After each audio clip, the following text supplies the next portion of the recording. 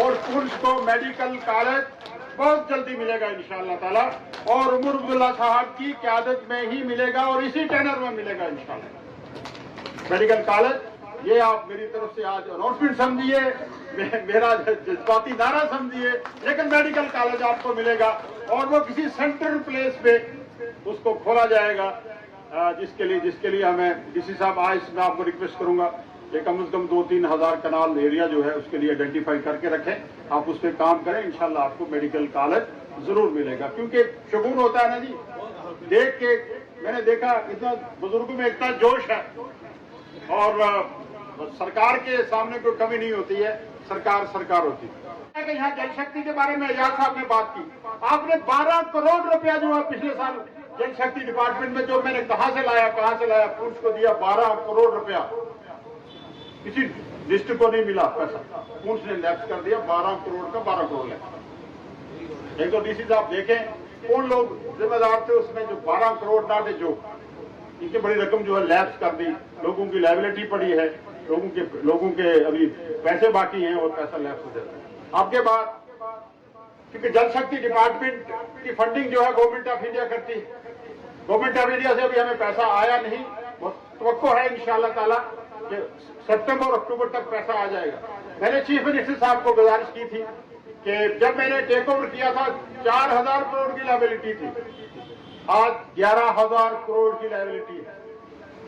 इसका मतलब है कि जल शक्ति में काम हुए हैं ना, ऐसे लायबिलिटी नहीं हुई। आज हमारी स्कीमें 3200 स्कीमें जो है टोटल जल शक्ति डिपार्टमेंट काम कर रहा है जम्मू कश्मीर में, 1400 स्कीमें कंप्लीट हो चुकी हैं, और 1000 के करीब जो स्कीम है वो 90% है, और बाकी स्कीमें जो है 60% 50% तक। इंशाअल्लाह आने वाले टाइम में ये स्कीमें हम पूरी तरह कंप्लीट करेंगे। मैं बात कर रहा था, मैंने ऑनरेबल चीफ मिनिस्टर साहब को मैं मिला और उनको रिक्वेस्ट भी की कि जब तक हमें पैसा जल शक्ति डिपार्टमेंट का आता, हमें स्टेट शेयर से हमें कुछ पैसा दीजिए, और उन्होंने मान लिया प्रिंसिपली कि 5000 करोड़ रुपया जो है वो हमें स्टेट शेयर हमें मिलेगा इंशाअल्लाह ताला, और जो बाकी मादा काम है वो हम पूरे करेंगे।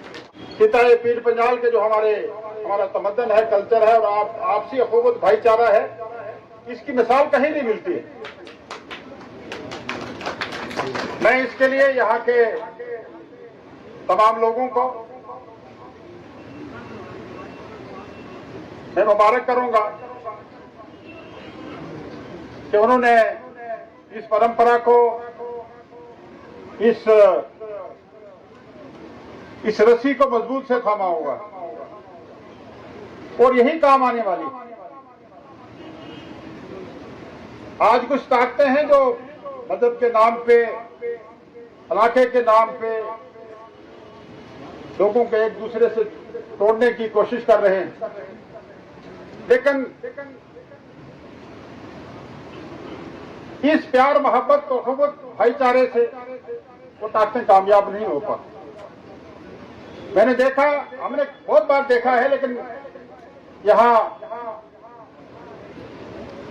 क्योंकि डिस्ट्रिक्ट डेवलपमेंट कमिश्नर साहब यहाँ काफी, मुझे लगता है कि 1.5 साल से आप यहाँ काम कर रहे हैं, 1.5 साल से आपने देखा होगा कि ये जब ऑपरेशन संदूर चल रहा था, और वो लोग जिनके घरों में लोग शहीद हो गए, लाशें घरों में पड़ी है, लेकिन वो दूसरे को बचाने की कोशिश कर रहे हैं, वो दौड़ रहे हैं, पैदल दौड़ रहे हैं, स्कूटर पे जा रहे हैं, गाड़ियां तो चल नहीं रही, कोशिश कर रहे हैं कि हमारा तो गया, दूसरे की जान बच जाए।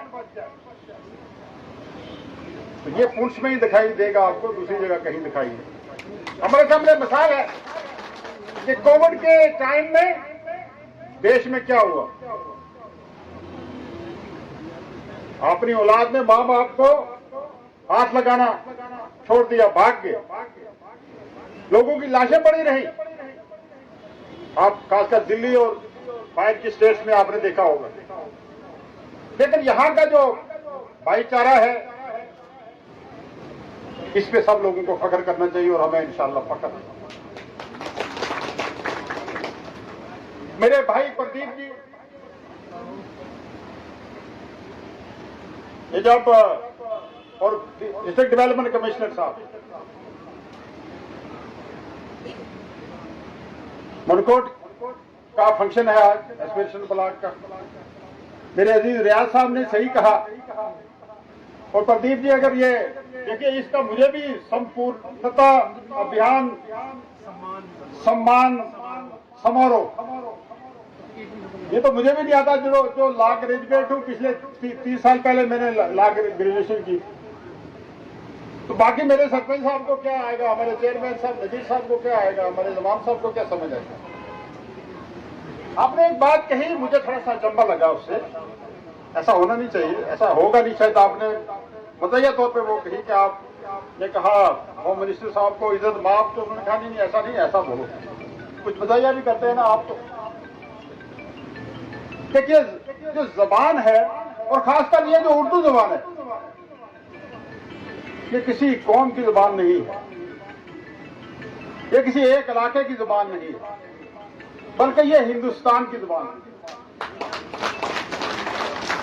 और पूरी हिंदुस्तानियत इससे छलकती है।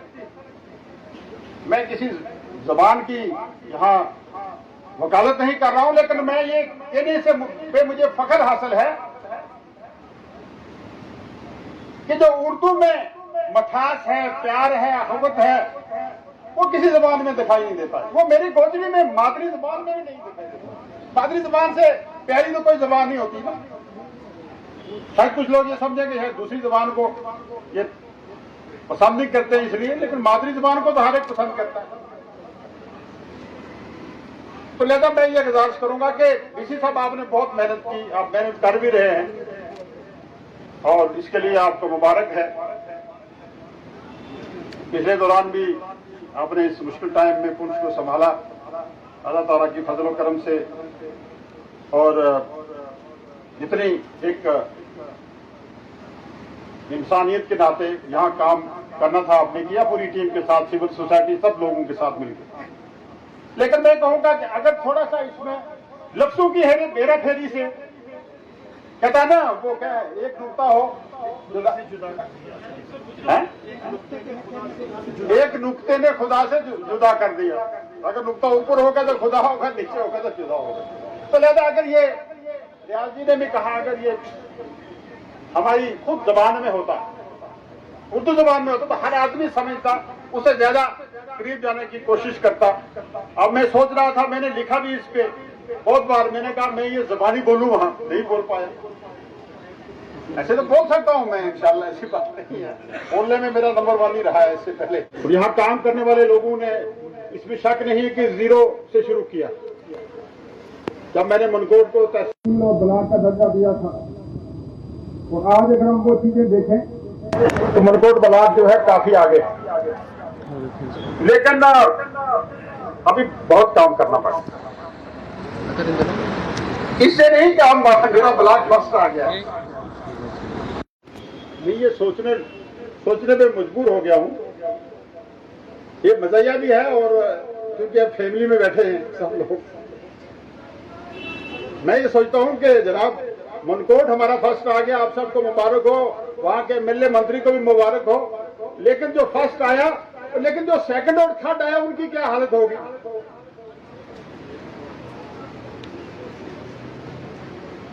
तो लिहाजा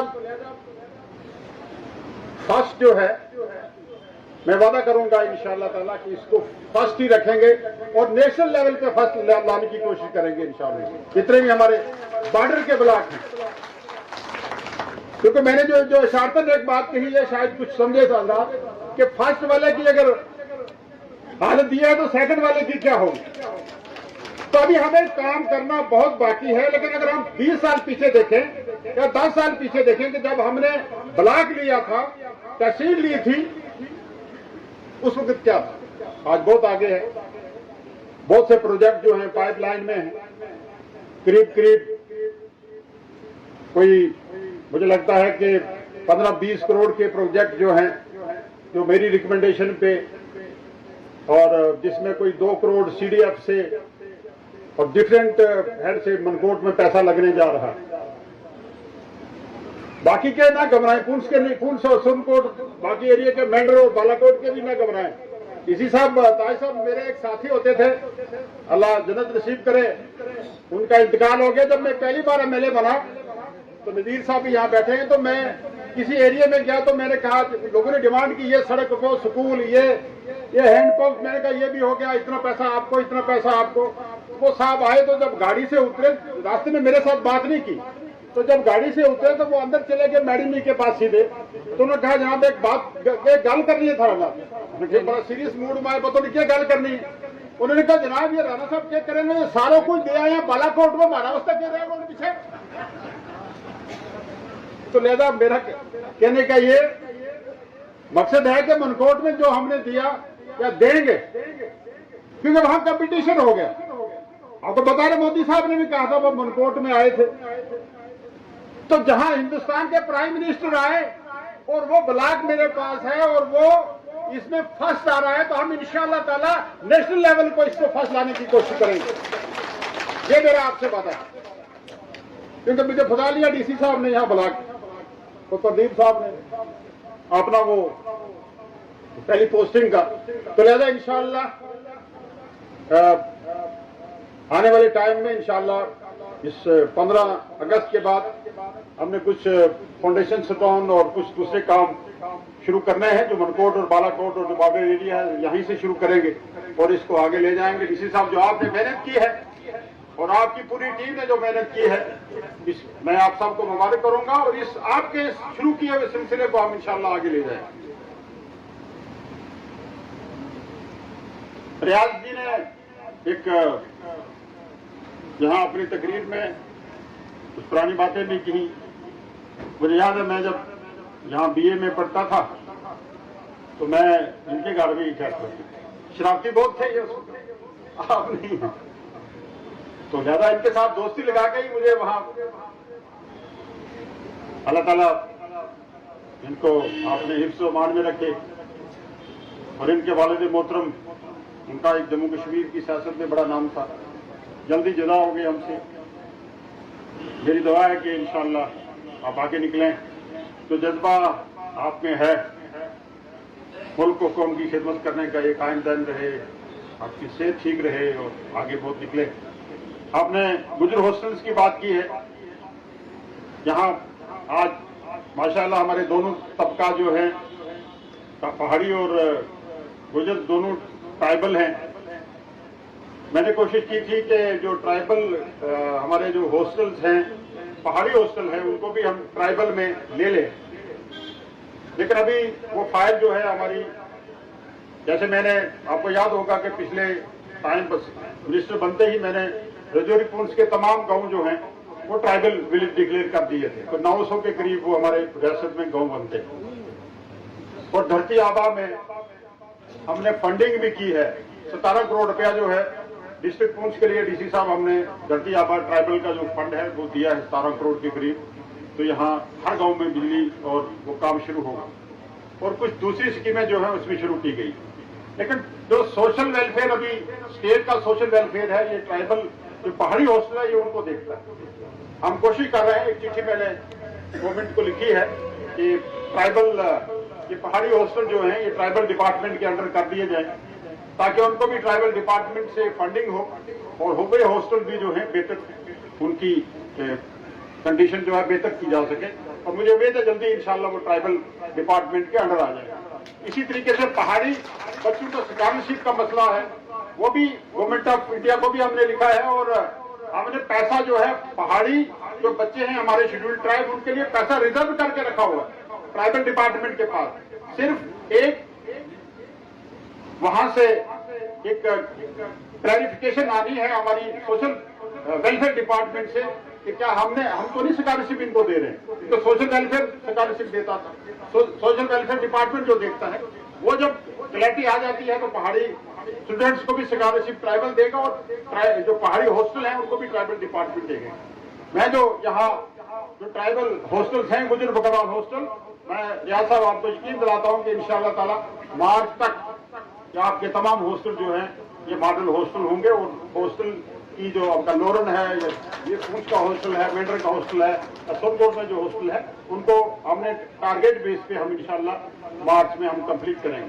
इसी तरह जैसे आपको पता है कि शासकीय स्पेशल असिस्टेंट स्कीम जो है उसमें ये कंडीशन लगी है। मैं भी आपको कहूंगा, यहाँ जो आप नुमाइंदा हजरात यहाँ बैठे हुए सरपंच साहिबान है, सरपंच साहिबान है, डीडीसी मेंबर, बीडीसी साहिबान है, एक जो स्पेशल असिस्टेंट स्कीम के तहत पैसा आएगा 2 करोड़ तक, कम से कम 2 करोड़ से ऊपर भी आ सकता है, लेकिन 2 करोड़ रुपया आपको मार्च तक उस स्कीम पे लगाना है। अगर नहीं लगेगा वो पैसा उठाएंगे दूसरी स्कीम पे देंगे, वो आपकी स्कीम कभी नहीं बनेगी, कभी गवर्नमेंट उस पर पैसा नहीं देगी। कि यहाँ इसमें जो आपका ये पुंछ का जो डिस्ट्रिक्ट है, इसमें जो स्कीम आपकी चल रही है यहाँ, ये करीब स्कीम जो है, ये टोटल स्कीम जो है आपकी पुंछ में 34 है, मेंढर में 58 है और सोनकोट में 40 स्कीमें हैं। तो इसमें 18 स्कीम जो है वो कंप्लीट है और 36 स्कीमें जो है वो कंप्लीशन के, जिसपे 90% काम हुआ है और बाकी स्कीमों पे काम इंशाल्लाह हम तेज रफ्तारी से चलाएंगे। 18 स्कीमें आपकी कंप्लीट हो चुकी हैं, 36 पे 90% काम जारी है और बाकी स्कीमें में हम इंशाल्लाह ताला दिसंबर तक जो है ये सारी स्कीमें जो है कंप्लीट करने की कोशिश करेंगे।